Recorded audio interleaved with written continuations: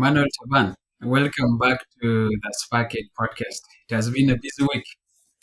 Yeah, Patrick, thanks for welcoming me. It's exciting to be back here. Yeah, and it has been a very busy week indeed. Very, very I busy, know, especially back home in South Sudan. Yeah. I know. And I know you have lots of updates for us, Oh man. especially Yeah, of course. following the. Yeah, There's no way you can run sort of stories when you following politics in South Sudan. I mean, every day almost comes with its news story. So yeah, I know. it's always there that every day there must be an update on the political happenings back home there. Absolutely. Hmm. And just after the sacking of Dr. Benjamin Bol Mel, a few days or a week ago, we've seen basically on Monday like one of, I think, the biggest reshuffle with the 9 decrees literally issued in one night, and that was on Monday. And I'm just wondering for you, why now? Why all those decrees? I mean, like perhaps President Kiir, I think there's no way he can stay for weeks without filling those vacant positions. Of course, the other week we all know that he removed Vice President Mel from his position, and in fact, so many people were expecting that the following day he would actually make an appointment, bring in Ball's replacement, but it didn't happen.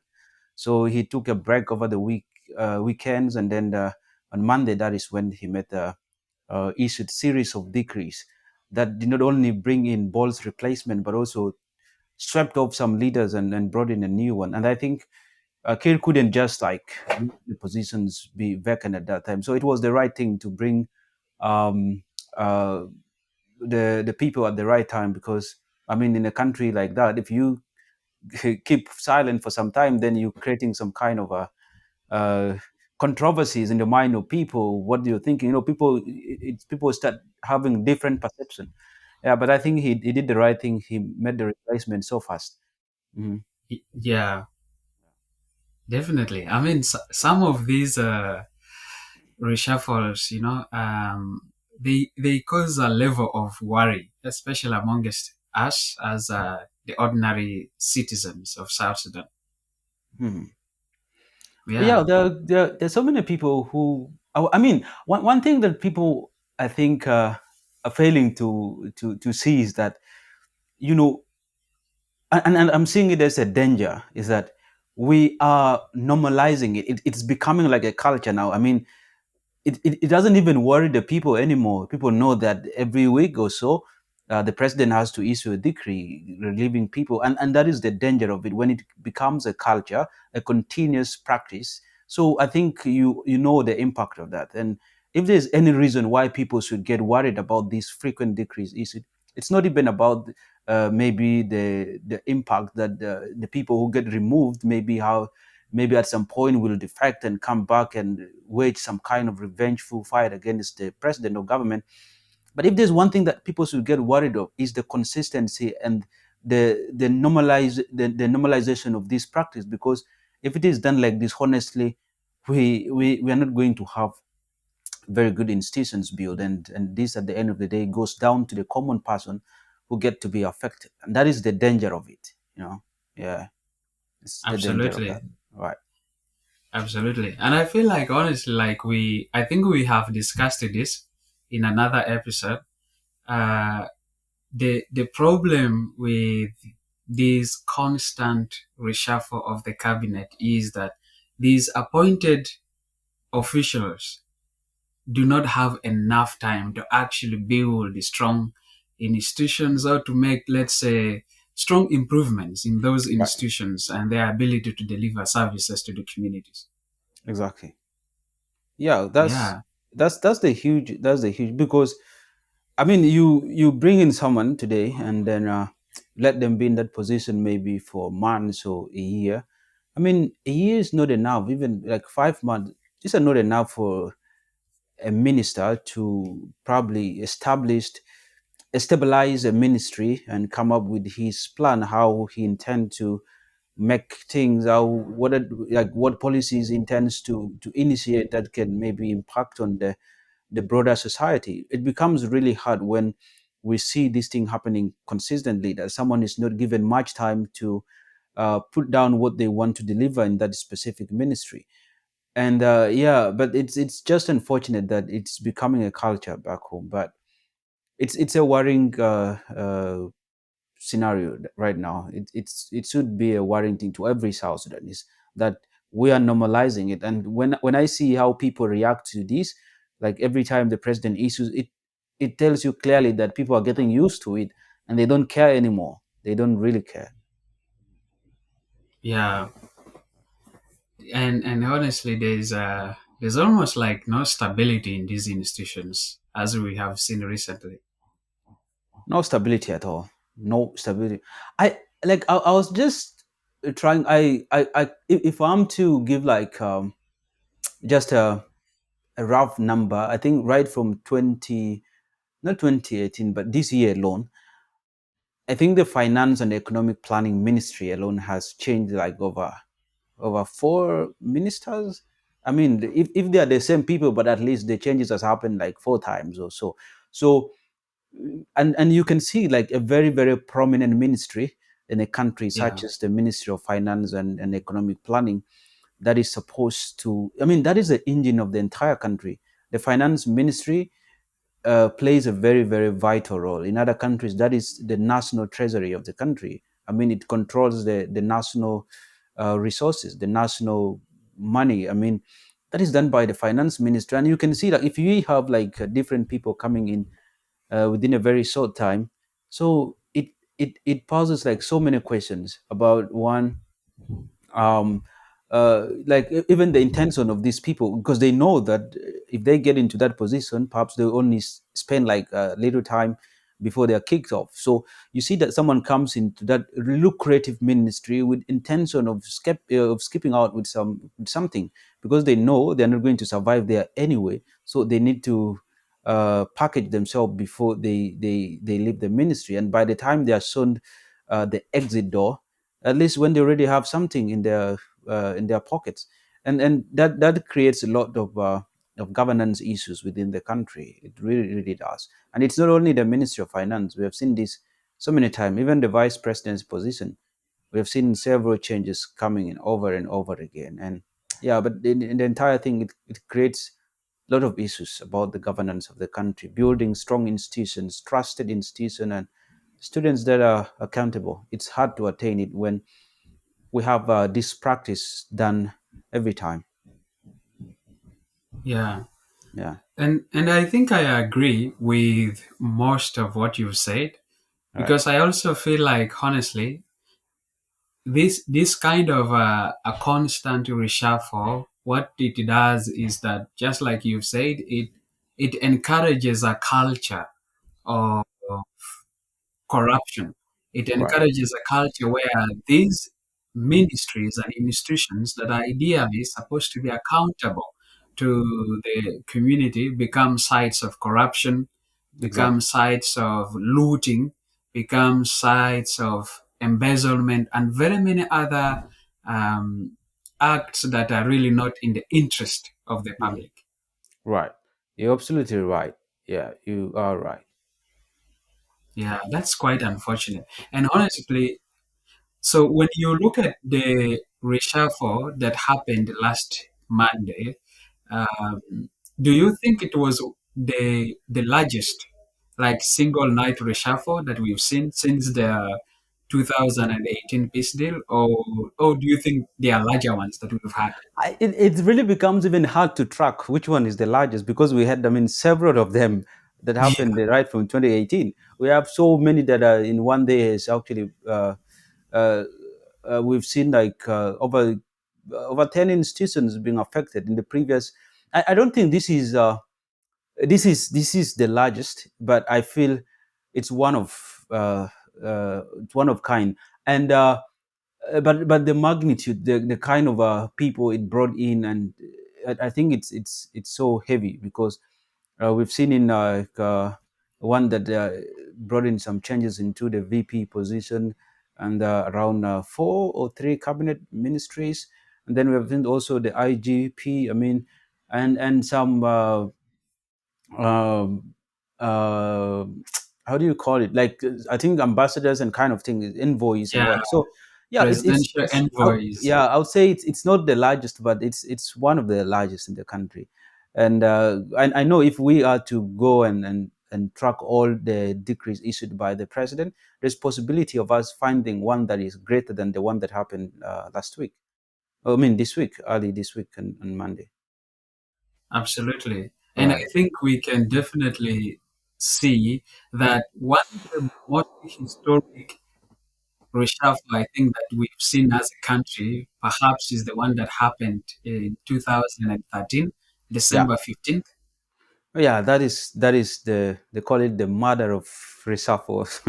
It's Right. the most that's the most significant cabinet reshuffle that actually gotten the country to where it is today. So it's undeniable, and yeah, that was the massive one. I think that would remain in history as one of the most impactful cabinet reshuffles that have actually impacted on the future of the country. That would go down in history, definitely. Yeah, the one that happened in 2013, pardon, in December, I think, around 16 Yeah, December, December 15th, I think. 15, yeah, December that one. 15th or early. Yeah, around Yeah, that. Hmm. yeah, Right. definitely. And it's quite interesting. Like for me, when I watch the news and see how sometimes the people who are either fired and those who are brought in, and sometimes how these are people that previously had been fired and Hmm. now they're brought back again. I just Hmm. wonder, like, what does this say? Imagine if these people have been there the whole time in the first place.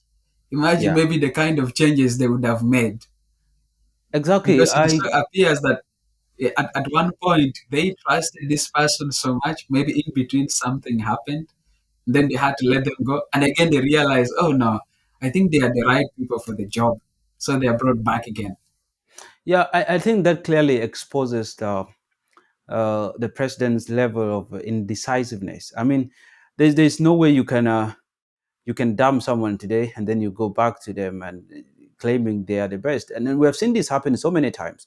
This happened with the CDF, uh, like the current chief of defense forces, that is Paul Nang. He was previously removed and replaced, and then he was brought back. The current minister of finance and economic planning, that is Barnaba Bak, he was previously removed and replaced and again brought back.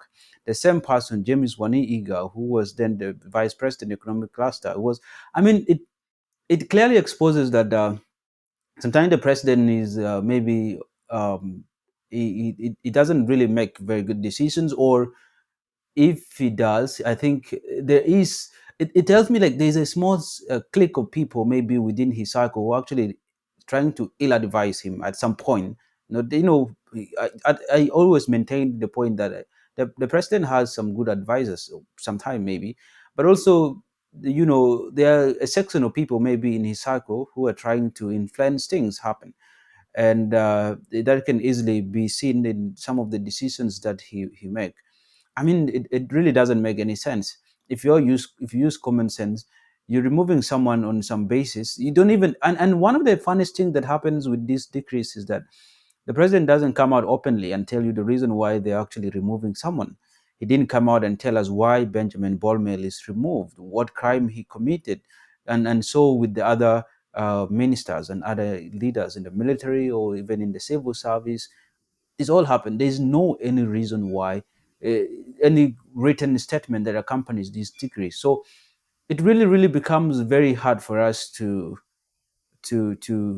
tell his intentions or why he is acting indecisively. That he is unable actually to identify that someone is capable or incapable and try to leave them. I mean, we have so many South Sudanese in the private sector in different aspects of life who are well versed. They have the skills, they have the credentials, and they have actually learned how things are supposed to be done. And therefore, they should have been given the way. If you don't trust someone, if you have lost hope and trust that someone is not going to perform, then why again go back to them and bring them, giving way to a new person who perhaps will bring the change you've been looking for?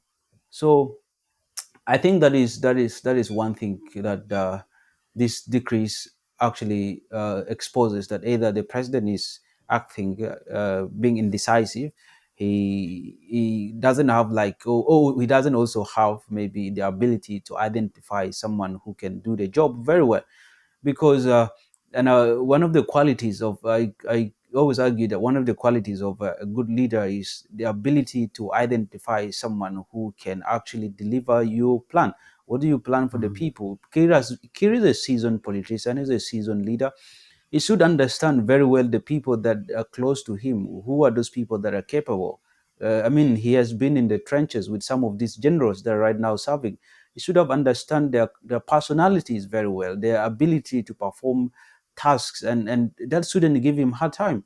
But it's unfortunate that it's happening at this time, that the president is acting indecisively, and it's unfortunate. Yeah, It is. yeah, And I think I agree with you that to some extent, what we have seen is definitely a show of the indecisiveness of President Salva Kiir. And I hmm, feel that this has, to some extent, affected our economy and, in a way, allowed for this volatility that we've seen in our economy to just to continue and to right, get more worse and worse right, by the day. right. That's that's true. That's true. And it I like I think all the president needs to do is just have the goodwill. I mean, the president has the power to change everything in the country. I mean, South Sudan doesn't really need so many years to change. It only requires goodwill from its leaders, and that's all what's needed. If the president can come out and show that will, that maybe in 4 3 or so years I want to see this country different, he has the power to do that. He has that power. He has the power to bring in the right people, keep them there, build institutions, strengthen security around himself, build that trust with people that he maybe at some point losing trust with them, so he feels comfortable. I mean, it all starts from building that goodwill. I think he just needs to show that he needs to exhibit that, and everything would be good for the country. Yeah. Absolutely. Yeah. Hmm. Yeah. And looking back at the, the reshuffle that happened on Monday, uh, I think you probably have seen this that Dr. James Wani Igga was reappointed as the vice president for the economic cluster. And I'm just wondering, what does this send to the equatorial region and maybe the international community? I think the reappointment of Iga wasn't a surprise. I mean, we had in our previous episode we discussed about this, and I gave two options. That one person that would probably come in as Bol's replacement is either Adut Salva Kiir, who is the daughter to the president, or President Kiir would be tempted to actually go and revisit his political garbage bin and recycle Iga. And that is exactly what happened. He went and brought back Iga, reinstated him as the vice president for the economic cluster. And I think last time also I said the reason why Iga stands high chances of being reinstated is because he possesses all the qualities that Kiir is seeking from someone to occupy that position. One, a guy who doesn't pose a threat to his leadership. And second, a guy who is easily disposable, who at any point, if Kiir wants, he can dispose him and he's not going to do anything to Kiir. But also a guy who is very loyal to him. And I say that over the years, Iga has actually exhibited that art. He has mastered the art of loyalty, and he has acted so loyal to the president. You remember in 2013 when the cabinet was reshuffled and Machar was removed from his position as the vice president, and at some point Iga was reinstated as the vice president as Machar's replacement. But when the war happened, that in 2013, and kind of peace agreements was made in 2014, an agreement was signed, and it was decided that Machar should be reinstated even after fighting the government and creating all the chaos. So Iga was asked to do that, and he was disposed. He accepted it, and he allowed Machar to come. When even people knew, there was actually an argument that before Machar, Iga was supposed to be a vice. I mean, he was the only immediate person that was close to those of Garang and Kir, taking the history right from 1991, where Machar had defected, and he was actually contrary to the struggle SPLM. He was working contrary to the SPLM movement because they had formed what we call the Nasser function, which was so much allied to the North and not actually fighting in interest of the Southern Sudanese. And by that time, people argued that the right person who actually deserved to be the vice president, then that would get the country to independence, was Iga. But Iga was disposed, and then Machar was reinstated. And again, when in recently in February, when he was disposed and Bol Mel was brought in, he had nothing to say. I mean, he accepted that, and he was given position in the party, but again later taken out. So, as I said, that Iga has always possessed those qualities that President Kiir is seeking from a person who can occupy the VP position.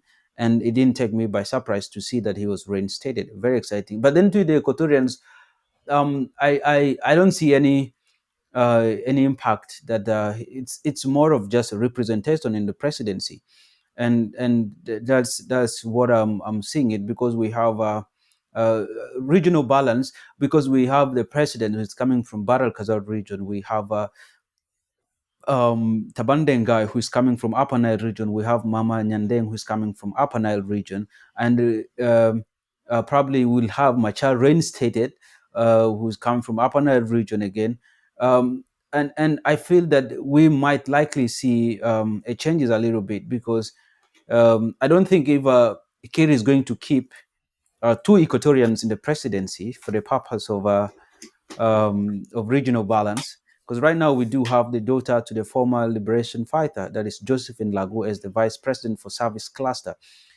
And you remember when Iga was removed from the position and Ball brought in to create that balance, that regional balance, Kir had to take off Abdel Baghi, who was uh, the vice president for service cluster, and brought in an Equatorian in the names of Josephine Lagu. I think just to bring in that regional balance. But now I'm seeing that with the coming of James Wani Igga back, we are likely to see Josephine Lagu losing her position as well. I think that is one thing she should get worried about, because I'm not seeing it that Kir finds it so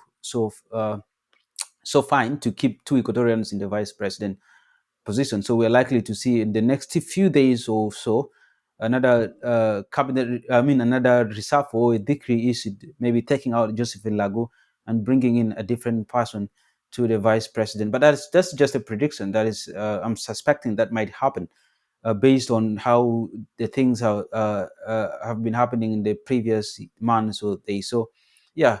And to the international community, as I said before, that every time we see decrees issued and people removed and new ones brought in, it only sends one message to the international community, that there is political instability in the country. The government is not stable at all, and that also makes them create the fear that maybe the country is at the verge of getting back into war, because they always know that these politicians have the same traits, that when they remove, they get angry. When they get angry, they go in the bush and fight back the government. So I think that's the message that the international community gets every time they see cabinet reshuffle in Juba. Yeah. Mhm. Hmm. And definitely, and I think from what you said, it is very clear that this was a very strategic move from President Salva Kiir Hmm. to basically keep loyalists around himself as a Right. way to safeguard his power and, uh, and make sure that he holds on to that at least Hmm. for some time. Exactly. Right. That's right. Yeah. But you know, it's all about keeping your people who are so loyal to you. You know, as I said last time, in a country such as South Sudan, you don't want to keep people you don't trust, right? You need people always who you trust, because history has shown that when you associate with yourself people that you don't trust 100%, there's possibility of them actually toppling your government. So I think that's what Kir is looking for. He wants loyalists around himself, and that's what exactly he has done. Yeah. Mhm. And I think for me, it begs the question, this need to surround himself with loyalists, at what expense does it come? Does it come at the expense of skills and competence? Does it come at the expense of people who would have the capacity to, let's say, secure the country and ensure economic stability in the country that we haven't seen in a while? Yeah, it's unfortunate that at some point it really doesn't come with that consideration. You know that what they consider solo is thus the loyalty, and they don't mind if you you have some kind of expertise or you someone who is capable, as long as you're loyal. So that gives you the leeway to come into this serve into these positions. So it's unfortunate that sometimes they do, but also I think there is no shortage of people who are loyal but still exhibit those experience and expertise or the ability to perform. There's so many people who can be very loyal to the president. I mean, he knows it very well. And I was just kind of impressed with a few kind of appointments that were made, especially the one of Athena Wake Athene. I mean, that was a very, very, very. I was actually expecting that to come. Before that came, I just wrote like on Facebook a few, I think, minutes before the decree. I was like, Athena Wake deserves the docket of the ICT, and really from the way how I've seen him, I think he is one of the most progressive minds in the country right now. He probably understands. He is a professional, and he has been in that field, a journalist by profession, and he knows how to relate with the public, and that is one skill that is much needed with someone who acts as government spokesperson, but also the Minister of Information. You know, you get to create that conducive environment between the government and the people. So I think but he has been a very, very, very long time critic of the government. Before he was even appointed last time as a press secretary for the president, he was a very, very good critic for the government. I mean, he criticized the government on so many issues. And after that, he was brought in as the press secretary. But when he got removed, and he has been living in the political wilderness all this while, and he has also he has been a very vocal, trying to be relevant, attending some youth sessions around Juba, and just trying to keep himself within to continue being relevant. And with his appointment, I really think there's so much that he is going to creating that conducive environment between the government and the people.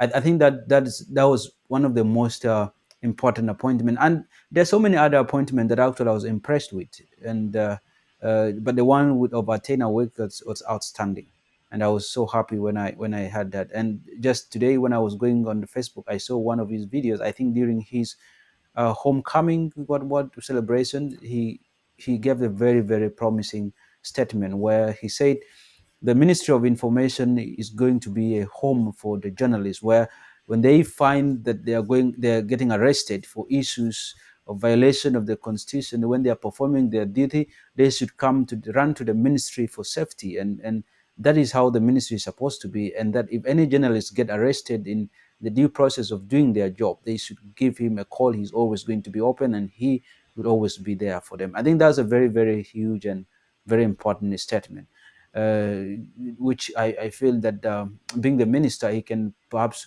work on some policies that can promote the freedom of speech and expression in the country. Because for a country to develop, really, there's need for people to have public debates on issues of the country. We need to have open platforms where people get to criticize some policies that the government is trying, but also the government comes out and defends some of the policies that they are doing, so that if they are really important, they get to convince the people that these are the policies, these are our intentions behind these policies, and people can easily create in that um, conducive environment between the people. And that is the ideal of leadership, is to be a link between the people and the government, which is very important. I was impressed when I saw him appointed as the Minister of ICT and Postal Services.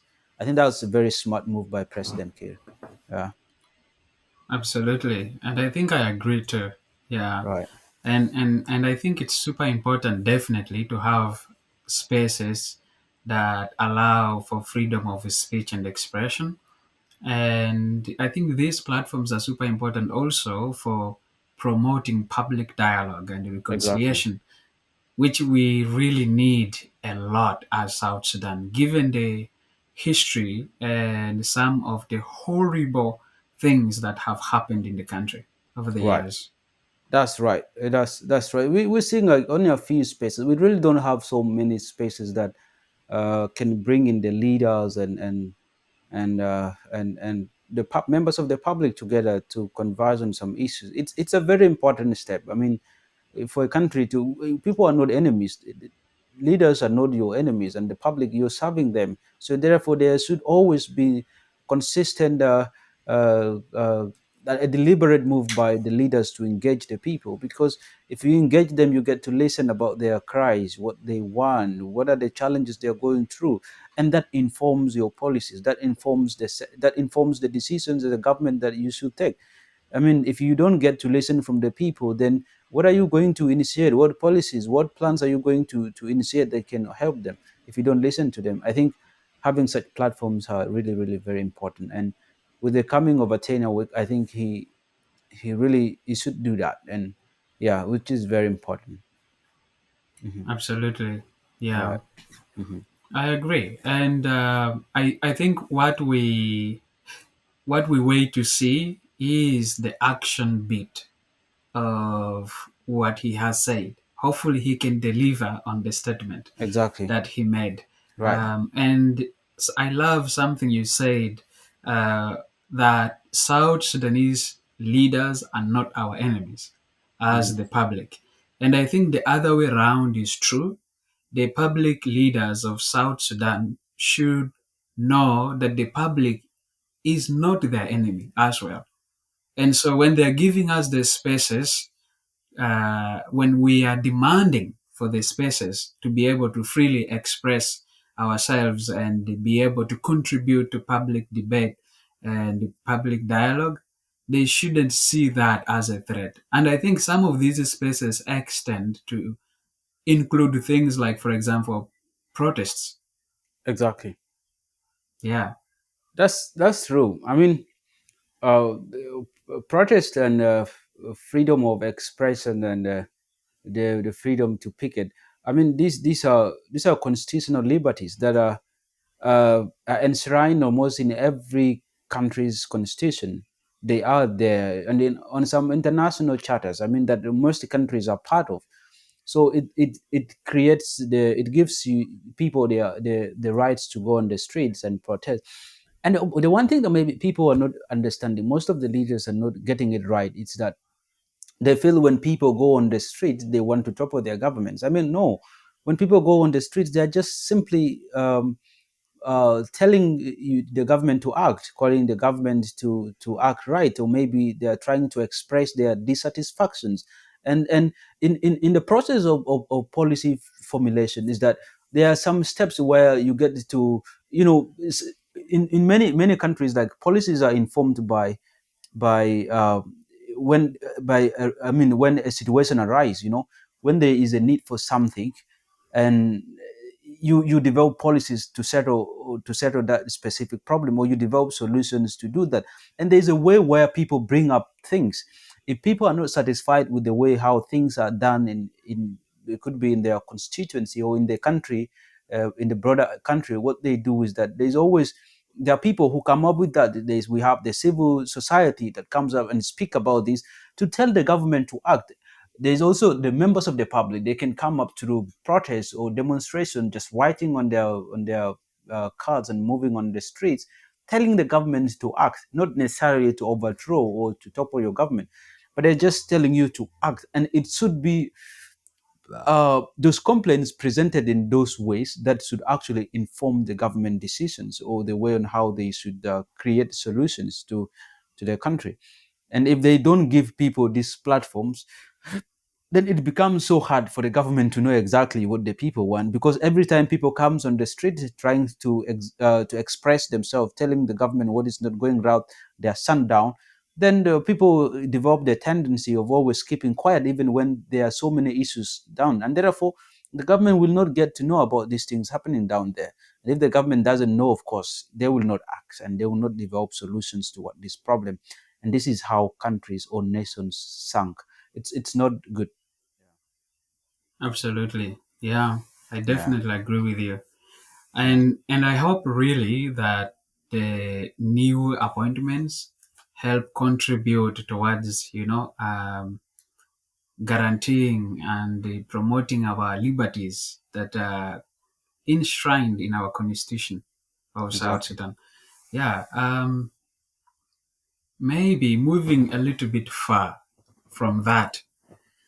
So Michael Makuei has been moved Hmm. from the Ministry of Information to the Ministry of Justice and Constitutional Affairs. And this is the appointment that everyone in South Sudan is talking about. Why is that so? Very, very strategic appointment there. I think when I read that, it gave me a clear picture of what is likely to happen. But as I said, this is also a prediction that I am not quite sure that I things might happen, right? But over the years, Makuei has been he has been a headliner. I mean, like, he has been calling Machar names, and uh, over and over again, he has come out as one of the most uh, hilarious but also intimidating cabinet minister in the entire country. So many people finds it so hard to interact with Makuei, yet he holds a very, very prominent position that should have actually given him the um, to interact with the public. But it becomes so really hard. The way how he engaged with journalists or the media houses, sometimes it's really so intimidating, and many people find him as a bully because every time he interacts, there's always one he tells you, if you feel this country is not good for you, then you have the you can just leave it and go where you feel it's better. I mean, he has been really a very, very a headliner for Kiir's government, and people know that very well. And he's one of the guys who has actually not been affected so much with all these political, I mean, cabinet reshuffles and what, Makuei and Martin Elia Lumro, who is the cabinet minister for cabinet affairs. I think these are the only few people who have actually not been affected with these cabinet reshuffles. But taking Makuei to the position of the Justice Department or the Justice Docket, I think it's a strategic move because I don't doubt his credibility. He is a lawyer by profession, and he acted as a legal counsel at some point. He also acted as a judge at some point, I think, at the court. So he really has all the credentials. He has the qualifications to serve. He has what it takes to serve in that position of justice. But then, what I think sparked the debate in so many people's mind is why now, or why at this point?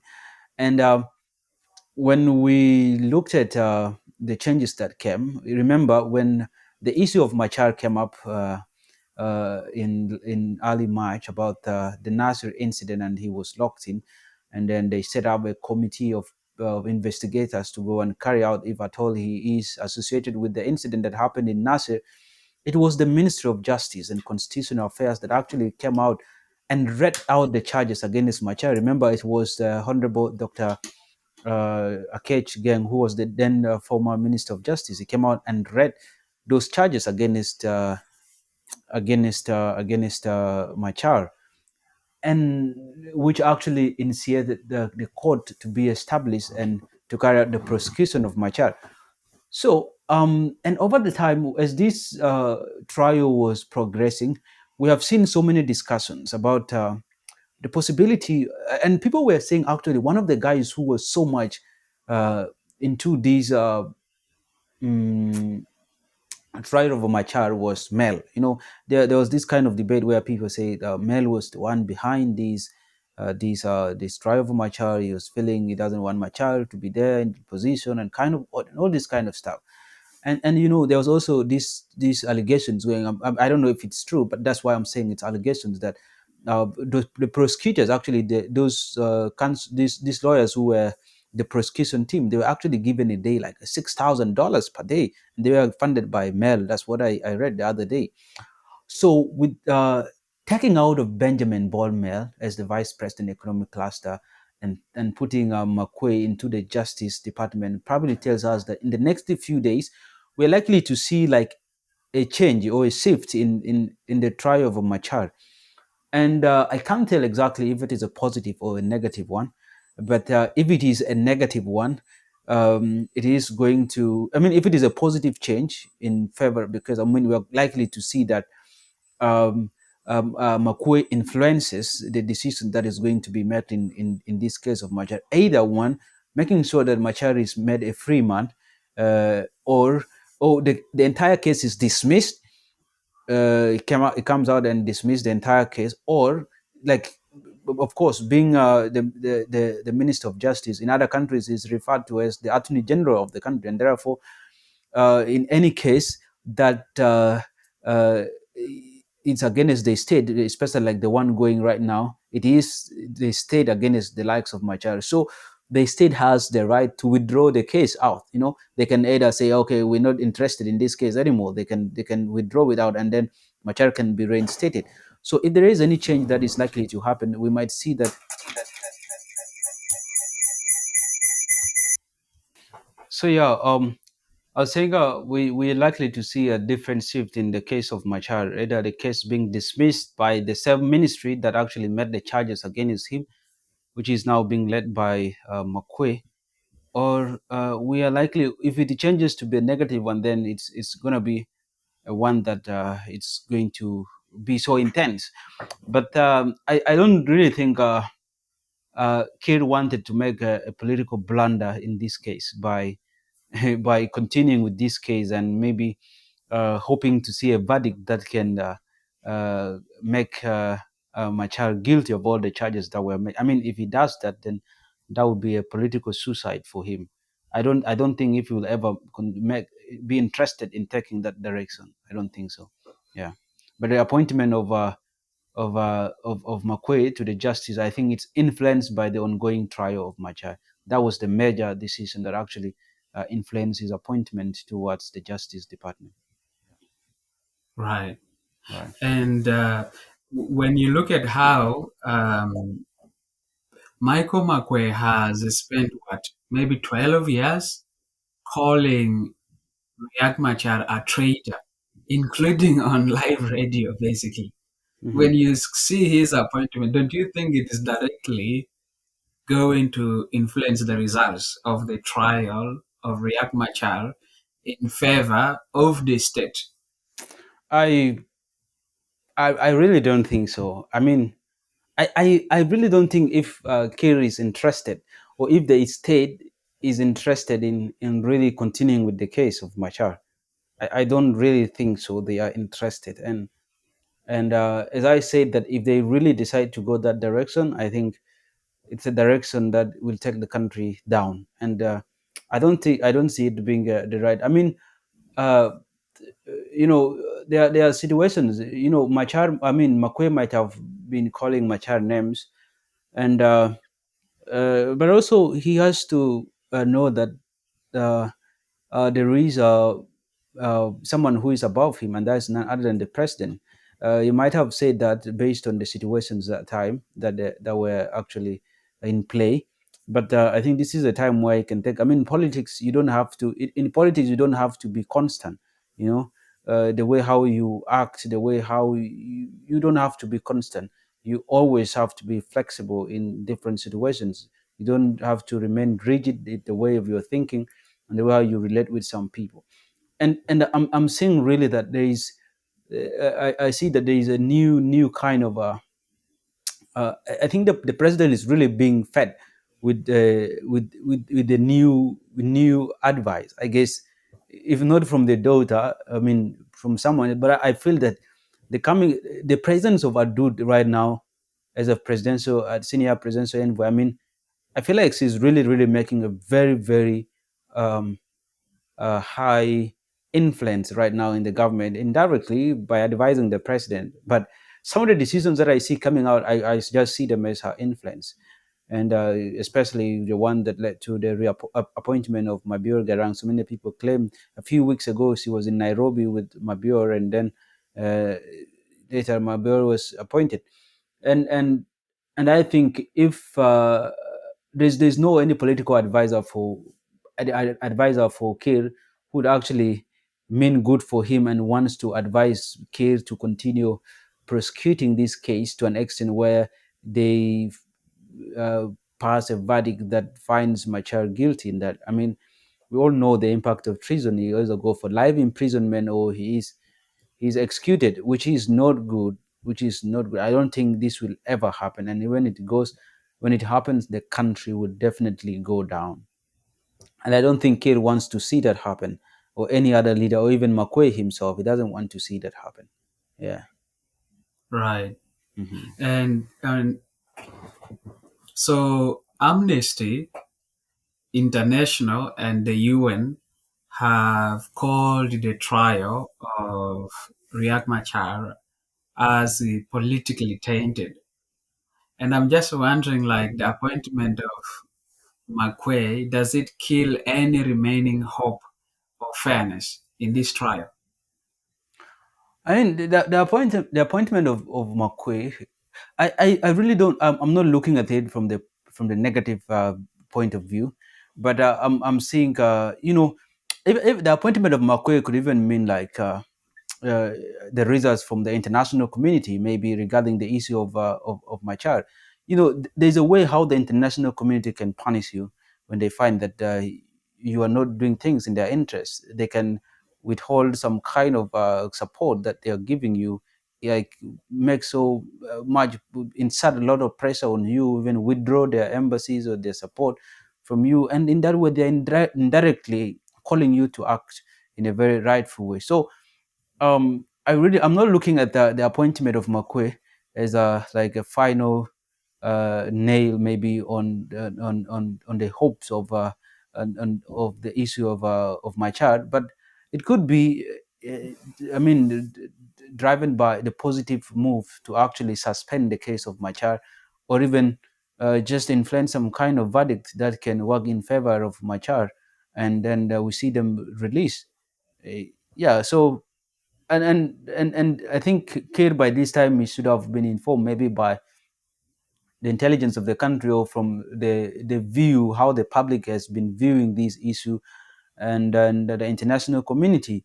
And for all this while the issue has been going, and there are so many negative I mean comments that is coming out from different people, the public, but also people, the international community. So I think he must be having now a clear indication of what he needs to do with the issue of Machar. And if he is someone who listens to the view, I think he's going to suspend this case or withdraw the case and reinstate Machar back. So the appointment of Makuei could even mean like a positive thing in favor of Machar and his co-accused, probably making an influence to see that they are made free people. Yeah.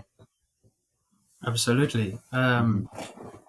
I think I agree with your take that the appointment of Makuei could be a double-edged sword Right. in the sense that it could be what is needed maybe to break a compromise and maybe have this case Right. dropped or withdrawn altogether, and Riek Machar reinstated as the first vice president of South Sudan.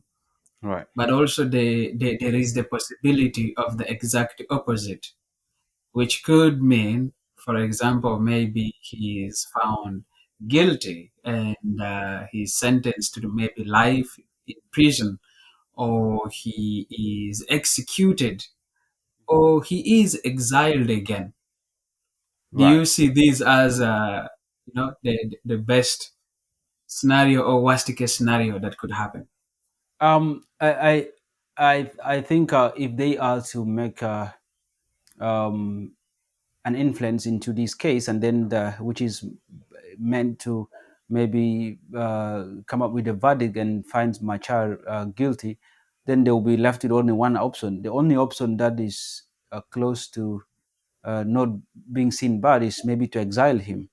But but again, I think that that's going to be like not in favor of so many people. So many people, Machar really has a very very huge command in the country. I mean, he has a very huge and grassroots command. So uh, but if they try to come up with that, so we're likely to see the country being destabilized again, in different areas. And yeah, but if I was here, I think I would just withdraw the case. The state, I'll task Makuei to make a statement and follow the right procedures and withdraw the case, and and and just dismiss it, and then reinstate Machar back. Perhaps, and maybe also that is the advice that he's getting from his advisors, maybe to take that direction. But as I said, yeah, it's a double-edged thing. So we might see it happen in the positive way in favor of Machar or against him. So we until the decision is made, it's hard for us to tell what this is going to be. Yeah. I agree, and I think that, for example, if you're sitting on the other side of the aisle, and say, for example, that the court actually finds Riek Machar guilty of the crimes that he's been charged with, and say maybe he is pardoned by the president, or basically not sentenced at all, wouldn't that be unfair, especially to those that he has, uh, uh, uh, to those that have lost their lives in the Nasir incident? Oh, Um. Yeah, I think it would look so, but also as a leader, you have President Kiir has, I mean, within his powers to pardon any other person.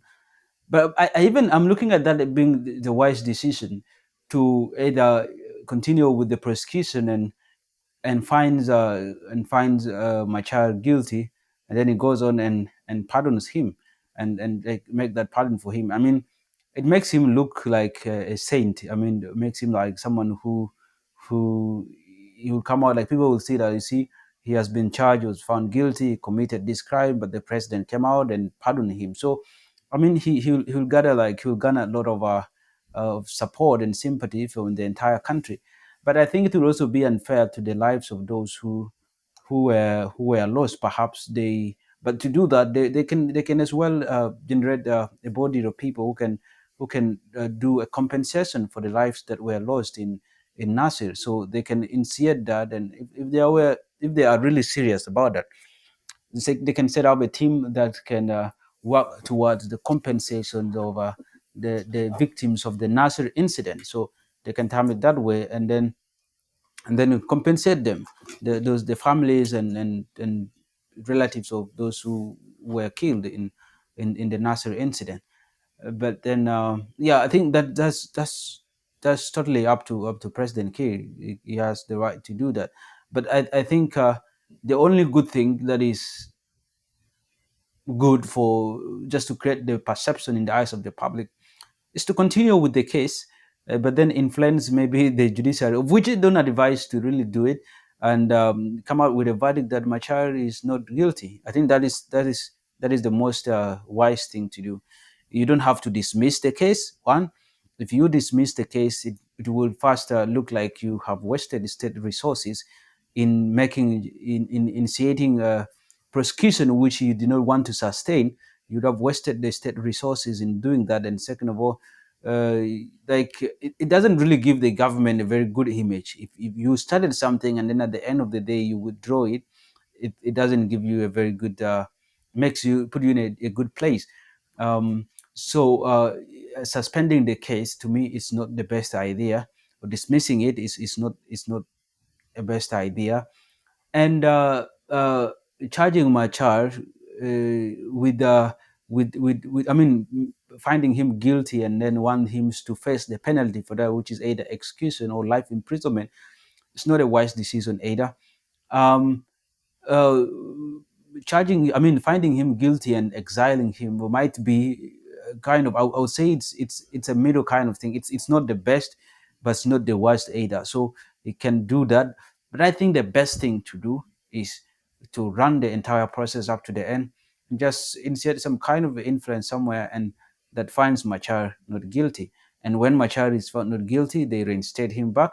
It makes the public believe that he has never done anything during the Nasser incident, but also that the government has not wasted resources in prosecuting him. They have done it up to the end, but the courts has found that he is not guilty. He is a free man. I think that is the best decision that they can do. But still, the government can look for ways on how to compensate the victims of the Nasser incident. They can work together with the opposition, after reinstating Machar, and compensate the victims of the Nasser incident. Yeah, I think that's the wise decisions to do. That is very interesting. All right. Yeah, because for me, I think I feel that the trial of Riek Machar is a test of judicial independence in South Sudan. And if ever there is such influences as, for example, you are suggesting, I think this could be the thing that either breaks the trust of the public in these institutions, or that maybe either encourages or cultivates trust in these institutions. Mhm. And I think, for me, not as a politician, I would think that if the court can prove beyond a reasonable doubt that actually Machar is guilty or not guilty, that would be the best outcome. If the public is 100% convinced and the court is also convinced, whatever the verdict, it can Yeah, play a very critical role in yeah, building trust in these institutions. I think that's right. I mean, so many people have always seen the trial of Machar as a test for the judicial system of the country, and yeah, of course, like, I mean, there's no doubt that uh, the judiciary or the court can still act independently without the influence of it. But as I said, that if I really don't. My own observation, and I've been following that case, but I don't really see that. I feel like most of the charges that were made are really politically um, generated, and they are just meant to taint the image of Machar, and that's my own observation. And I feel that if the judiciary is actually given a platform to act independently and with sober mind, I think they would really let Machar come out as a free person, as a free man. And then I think that's an absolute decision that is likely to happen. I mean, uh, the possibility of the judiciary, if given the space to act independently, they are likely to come out with a verdict that declares Machar as a free person, and that's likely to happen. But yeah, as I said before, I really don't encourage the government to influence the judiciary. But uh, but if they must, I think, but I don't think they will ever. There is a need for them to influence the decisions of the judiciary. But even the judiciary, if they're given to act independently, I think, based on the evidence raised and all the claims, I think Machar and his colleagues might come out as free people. Yeah. Right. So if I get you well, in your own opinion, you would think that this is more of a political witch hunt than actually any case that That's exists that's against that's my Machar. observation. That's according to my opinion. That's what I'm seeing it. I'm seeing it, and I think with the current, you can easily see it from the current shift in the positions in the government. I mean, the people, the charges were made when Bol Mel was the vice president, economic cluster, and when the other guy was the minister of justice. And why has it happened that these people were taken out at the same time, and a new person? So I mean, I think some of the decisions that actually informs the decrease passed, I think, are really based on the ongoing trial of Machar, perhaps. So we are likely to see really a very different shift in the next few days regarding the case of Machar, especially with the new people coming in power. Yeah, because Interesting. if I feel like if they really intend to keep on with this case of Machar, there's no need to change the minister. I mean, why change the minister? He is the one who initiated this. He has the he is like the attorney general. He has probably better information and knowledge of how all this is started. So it's in a very critical stage that you don't need to change that person really, because the stage at which the case is, you don't need to change bring in some kind of instability within the ministry. You should have he should have kept that guy to just continue with the consistency of the case. But suddenly he decided to change it. So I think that clearly tells us that there's likelihood of it changing, and perhaps it will be in a positive way. Yeah. Yeah. Interesting. So back to the issue of the appointment of Makuei as the Minister of Justice and Constitutional Affairs. Have there been any statements yet from the lawyers of Riek Machar with regard to this appointment? Or how are they reacting?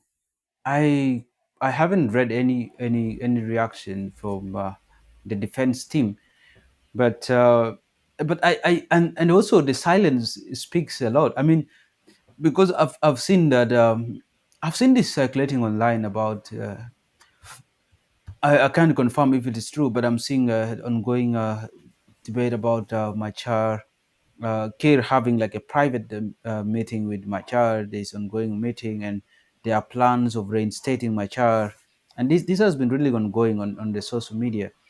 And since the appointment of Makuei to the justice, I've not seen any reaction from the defense team regarding that changes.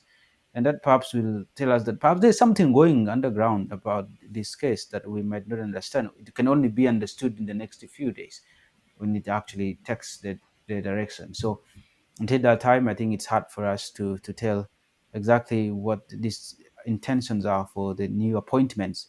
Yeah. I agree. Well, now looking maybe at one of the interesting appointments too, in my opinion, the appointment of the Inspector General of Police. So we see that the new person, Abraham Manuel, has been appointed. Was the Inspector General of Police for 21 months. Hmm. And within a short time, he has been sacked. Hmm. I think he was one of the people who was replaced on Monday. And I'm just wondering, like, why did Kir lose confidence in him so fast? Because it more or less mimics what has happened with Bol Mel. Yeah. I think I told you that I really have no doubt that most of the appointments, the like those leaders who were taken out last in the last few days, I think the decision was mainly influenced by the ongoing trial, if I'm not mistaken. Because look at uh, the vice president, economic cluster. I'm told it was the one funding in the entire case. I'm not saying it's true, but the allegations about that. The Minister of Justice was the one that came up with the charges against Machar, and the police as well. They were part of this incident as well, because I think one of the police guy was acting as the investigator. So these are the people who actually carry out the entire investigation of this case, and they were looking at if Machar was really involved in, and being the inspector general of the police of the country. So that means he has really upper information and hands on these issues. So I feel like changing these people was really informed by the ongoing trial of Machar. So the police, who were part of the prosecution, acting as the investigation team, because among the prosecution team, we have the lawyers, we have the investigation team, we have the witnesses, and also these guys were all part of it. And I feel the decisions to take out the Inspector General of Police was as well informed by the ongoing trial for Machar. So I'm seeing like the major changes that happened last week were mainly informed by the ongoing trial. Yeah. That is quite interesting. All right. So I have read comments online that suggest that Manuot, I don't know if I'm pronouncing his name correctly, but yeah, this Manuot who was basically removed, the allegations that he had refused to shoot protesters or to order the shooting of protesters. I don't know if you've come across anything like this, and I'm just wondering, like, if you know anything about this recording and this particular incident. I I haven't really get into knowing so much about the former Inspector General of Police. So and also I didn't come across that story of him refusing to shoot the protesters. But if at all there is such information, I feel that. It might have also influenced it. But even why would someone be removed on the basis of refusing to shoot protesters? Isn't it the right way not to do that? Is that not the right way, that when someone is protesting you don't have to shoot it? I mean, there's no reason why someone should be removed on that basis. I mean, when a police, the major role of a police, the police is supposed to keep law and order. So if you're shooting protesters simply for just protesting, then that's not keeping the law of the country. The law of the country uh, uh, give the people the right to protest. So, as an inspector general of police, it is your duty not to actually order people to be shot. The protesters, not only protesters, but to protect the entire, making sure that people in the country adhere to the laws and there is order in every public space and everywhere across the country. So I think it will be unfortunate if it is true that the reason for his removal was because he refused to give an order to shoot protesters. I think that's unfortunate. But as I said, um, I never come across that comment, and also I haven't gotten so much into knowing about the replaced IGP. So, but yeah, it should be unfortunate if that is the reason for his removal. Right. So on the issue of Riek Machar's trial, there are comments online that suggest that on Monday, when the decrees were read or being read, security around his house doubled. Should we read this as basically a routine precaution, or is that like more like a preparation for something bigger? I don't see it like as a preparation for something, because even before the trial started, Machar was placed under, unlike the other other co-accused who were, I think, kept in real detention.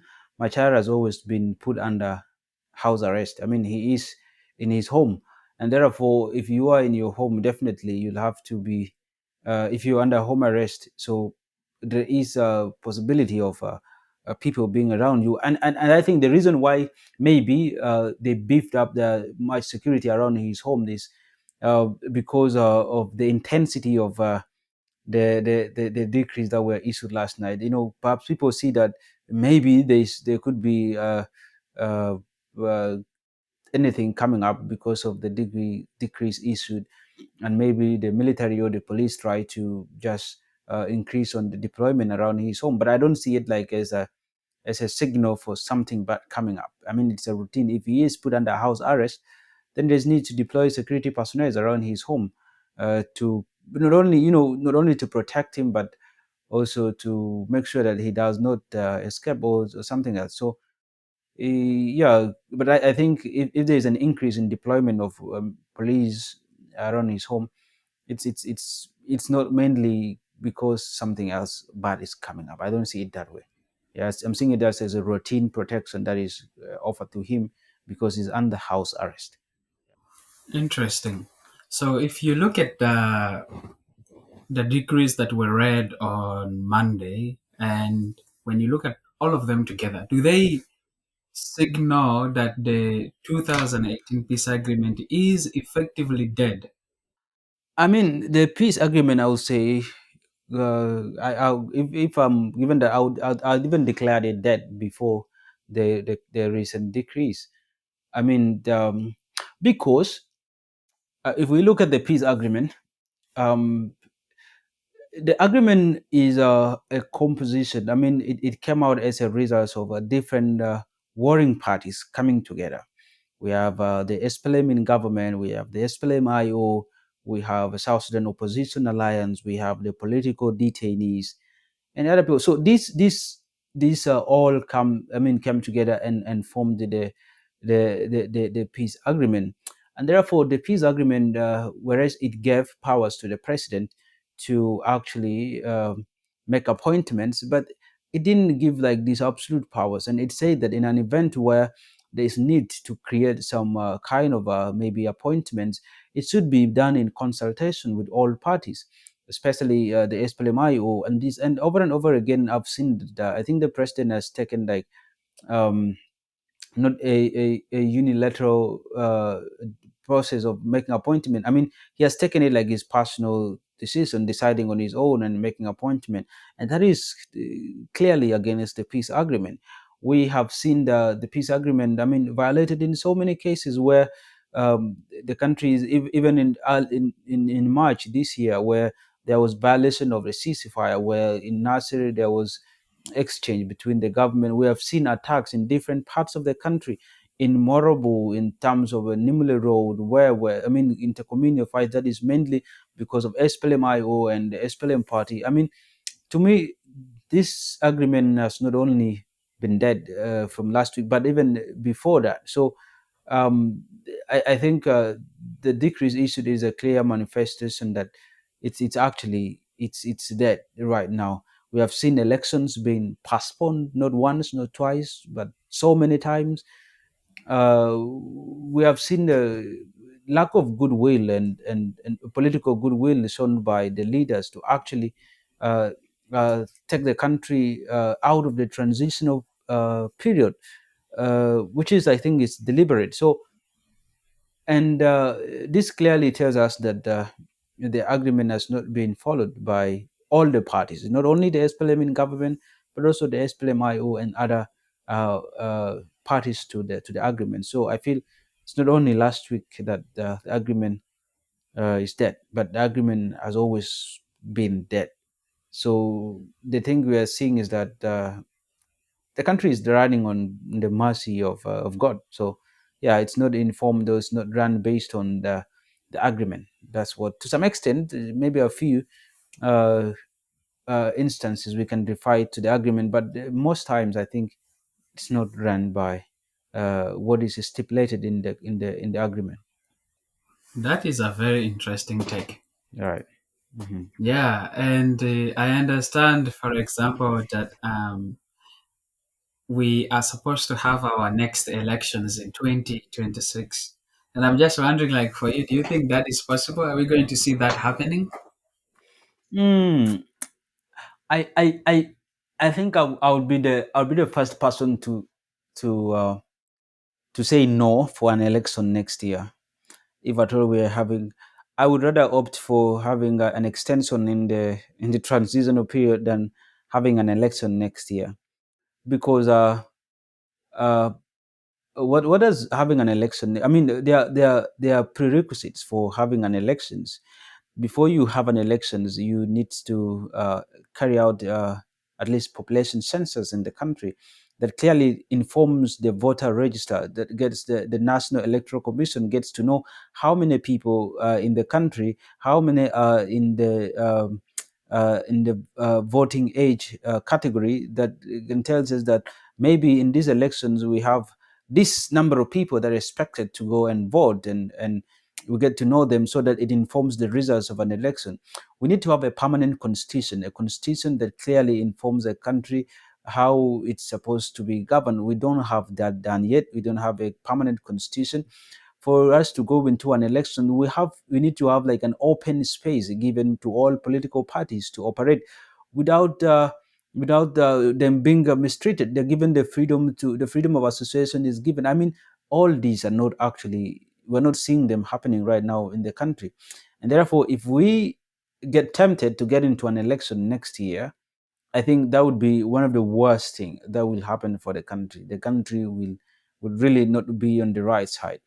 I really want us to have a credible election, not just an election, and elections where, when we conduct it and the results is issued, you clearly see that this is the will of the people, and the person who loses does not have to come out and contest the results, and maybe try to defect and again come back and get the country back to war. We need a credible elections that is conducted in a free and fair manner, and I feel there's no any sign that the country is heading towards an elections next year. Uganda is heading toward an election, I think, early next year in January or so, but we can clearly see that happening right from last year, that the country is getting towards an election. You can see the campaign mode in the country. The country is getting, Kenya is heading towards an elections in 2027, but even right now you can see all the processes. You can see the moods of the country is, you can easily see that it's an election mode. So and we don't see it anything happening right now in South Sudan, and it's we are only like 12 months away towards 2026 December, the expected date for election. So I don't think we will have an elections in 2026.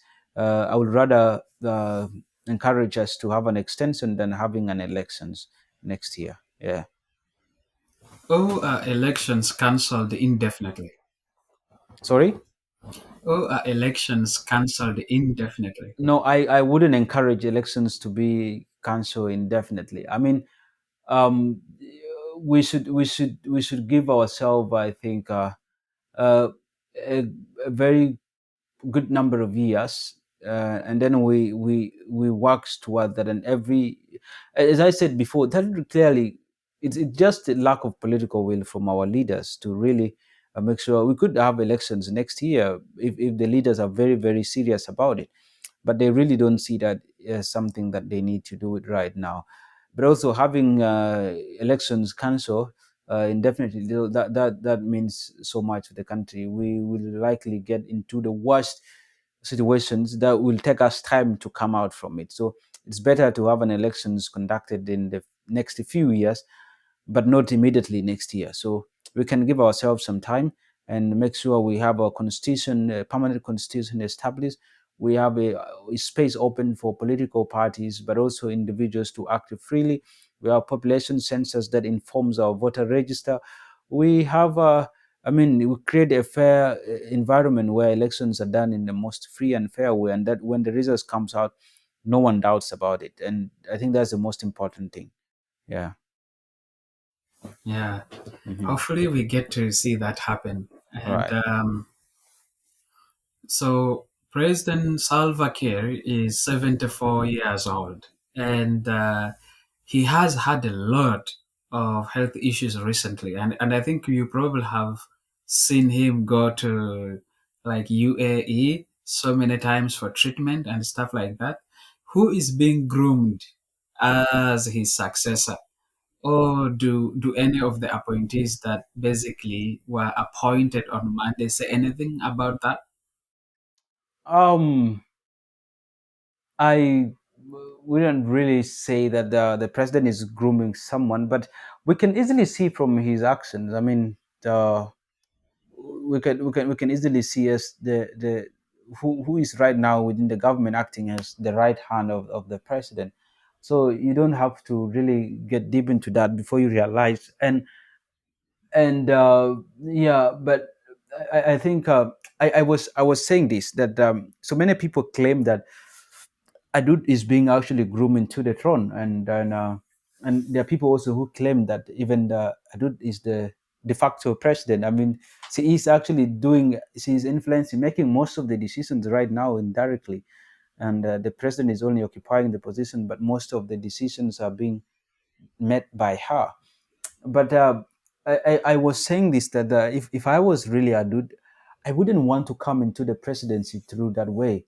I mean, uh, she is the daughter to the president. Yes, we accept that.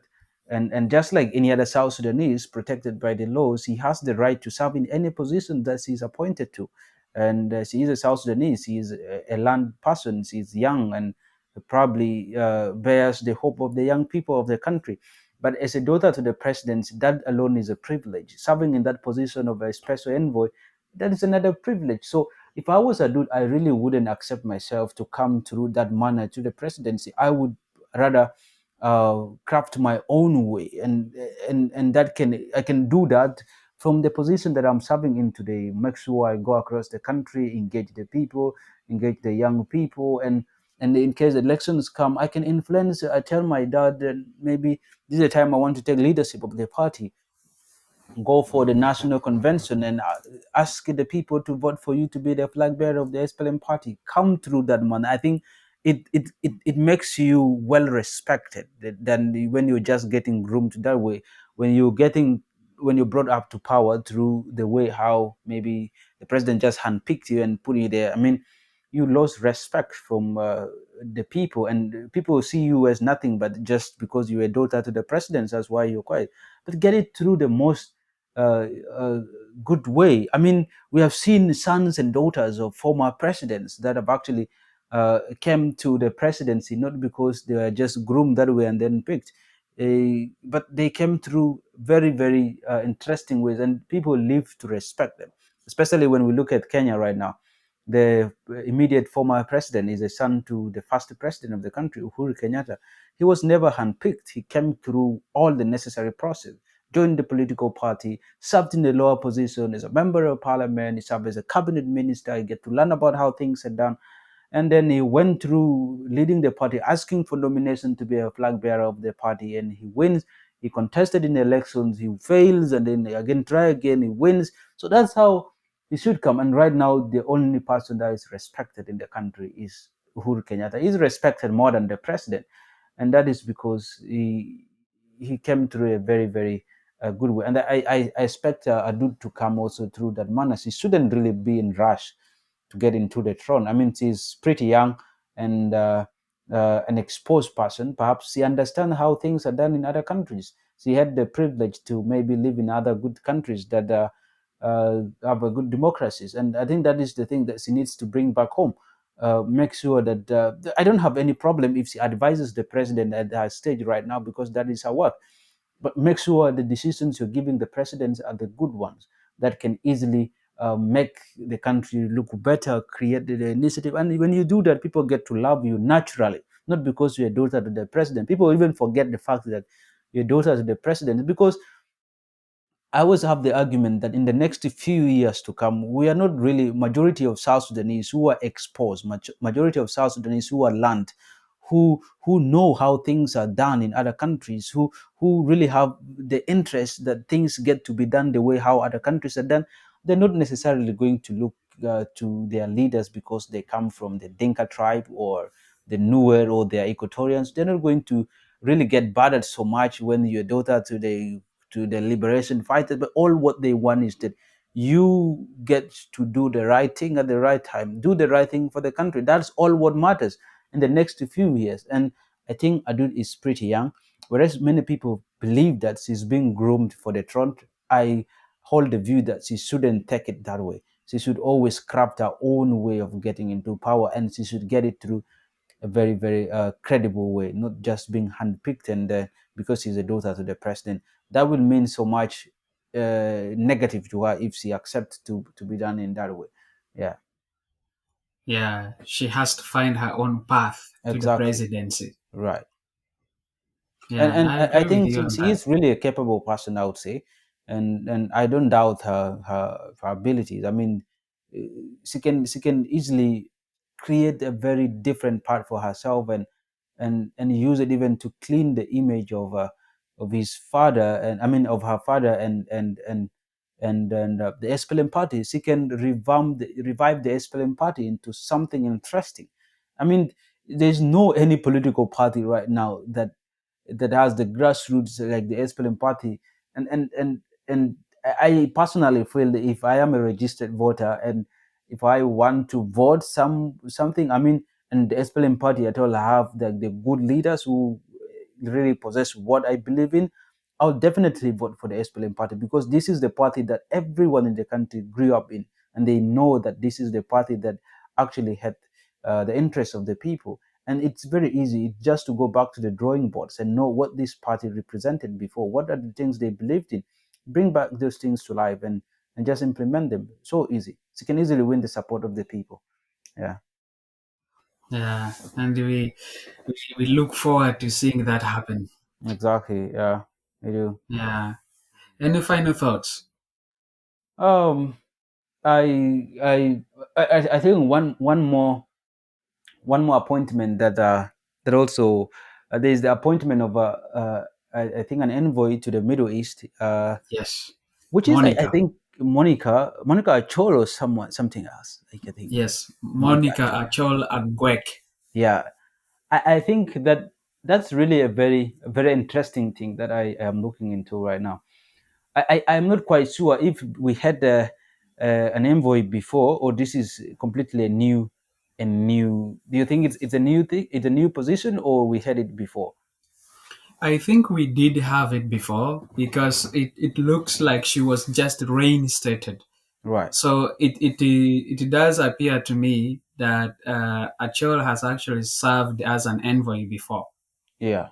Oh yeah, but Yeah. also I think her appointment to that position, especially the Middle East, clearly tells us about the South Sudan Middle East relations, especially the only country right now that South Sudan is exporting the oil is the UAE. I mean, in the last 4 years, the country UAE has been the one, I think, with 50% of the South Sudan oil, and I feel there is need really to strengthen that relationship between the Middle East and South Sudan, especially UAE. And I think that is the basis that actually informed that appointment. So it's also a very strategic one, especially given that the country has been depending so much on the Middle East, especially the United Arab Emirates, on so many ways, by the way, not only on the oil, but even in some kind of support. And that is where Key usually goes to every time for what they think it's a medical treatment. Though so far this year alone, he has visited the UAE 3 times. So that clearly tells us about the strategic importance of the Middle East, but also the United Arab Emirates. So I think our appointment is a very strategic move as well to strengthen the relationship between the two countries right now.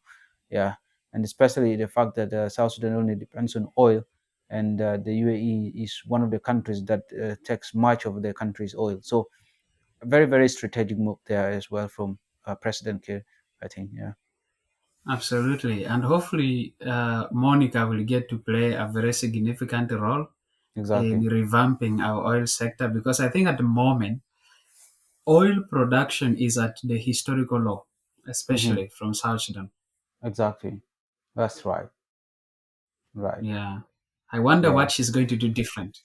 Well, let's see what's going to happen. Yeah, lots of things are going to happen, and yeah, but all in all, very interesting. I mean, I would actually say that out of all the appointments by Kir, I was impressed so much by the recent appointment that was done. And when we look at the historical, I was so much disappointed at first when Peter Lambert, who was the then SPLM General Secretary, was removed from his SG position and just disposed. But because like General Peter Lam, by the way, he has a very is I think he's a South Sudanese Canadian as well. So he has a very very very good history. He taught, I think, he was a lecturer in one of the universities, I think, in Calgary. He taught in Calgary. He has like a very very strong foundation of the SPLM. In fact, he ran some of the chapters, the SPLM chapters here in diaspora, for at some point. So he is really a very very good person, that well learned person, and perhaps with good intentions for the country, and also serving in the SG position. It's a very prominent position that you get to actually advocate for reforms in the party, and I think with his exposure to how things are done in other parts of the world, perhaps he would be the right person to bring in change. So I held the belief that or the view that Peter Lam was actually the right SG for that position, given the way how exposed he is. But when I saw him reinstated, I don't know if he has a history in the docket that is appointed to. That is one thing I need to find out. But I was happy when I saw him coming back again to the cabinet as a minister of what uh, roads and of bridges. roads and bridges. So yeah, but it's a good move. Seeing him coming back, I'm always impressed when I see people who possess the credentials, people who have the ability to do things are appointed into position. I was as well impressed by Mabior Garang when he was appointed as the Minister of Environment and Energy. I mean, very incredible move by the president. We have seen how much Mabior has been running his tomato movement. Uh, I mean, very very important thing that clearly tells us he has a vision for uh, the agriculture sector of the country, and I mean the environment as well. So it's a very strategic move, and the appointment of Athena were absolutely amazing. Taking Makuei to the justice docket, very strategic. And I think everything was really really working. And the appointment of Achol again, that was a strategic, so much needed to create that relationship with Middle East. So I think the entire appointment was really, really a very good one for me personally. I looked at it in this perspective, and it was one of the most amazing appointment. So many people were appointed; they were put on the right spot. Very, very strategic. These are the things that they have expertise in.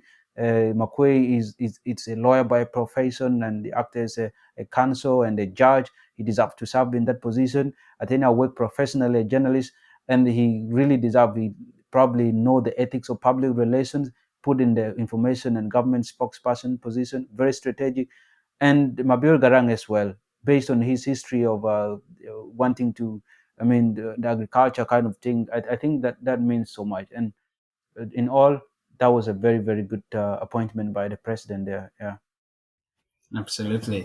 All right. Yeah. And I think for me, I really look to see the changes that these individuals will make in the country in the coming months and years, if at all they will be there for years anyway. Exactly. Yeah. Exactly. Yeah. That's So what as we we hoping for. wrap up, do you have any final thoughts? I just hope that the president give a chance to these people to actually serve the country.